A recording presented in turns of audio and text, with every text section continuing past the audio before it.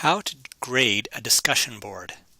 So here's a forum, and when I click the down arrow beside a forum, I don't see the grade option there, but I can add it even after the students have participated by clicking into Edit. And then scroll down, and beside grade discussion forum, put a dot, and then how many points you're going to grade it out of.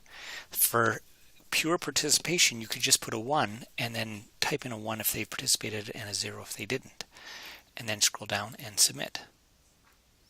Now that you've done that, it will automatically generate a column in the grade center at the very end, and that's where the grades will be housed. But to actually grade the discussion board, click into the down arrow beside the forum and choose grade. Then all the students will be listed, how many posts they've made, and a grade button beside them. So if I click here and click on grade, I'll see all the posts or the original threads they started or replied to, and then I can type in a grade for what they get, and I can even type in feedback that goes privately to them, and then submit.